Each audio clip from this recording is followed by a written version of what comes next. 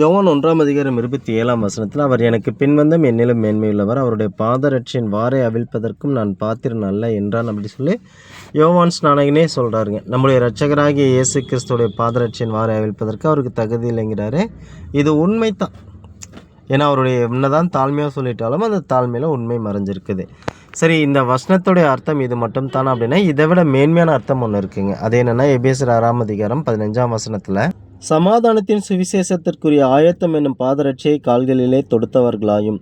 அப்போ பாதரட்சிக்கு இன்னொரு அர்த்தம் என்னென்னா சமாதானத்தின் சுவிசேஷத்திற்குரிய ஆயத்தம்.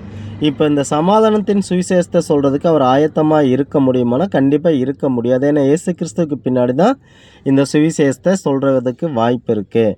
அப்போ இயேசு கிறிஸ்துவுடைய ஊழியம் முடிகிறதுக்கு முன்னாடி இவருடைய ஊழியம் முடிஞ்சிருது. அதனால் இவருக்கு சொல்கிறதுக்கு வாய்ப்பு இல்லாமல் போச்சு. ஆனால் இந்த ஊழியத்தை செய்ய இன்றைக்கி உங்களுக்கும் எனக்கும் வாய்ப்பு அநேகமாக இருக்குது அன்புக்குரியவர்களே.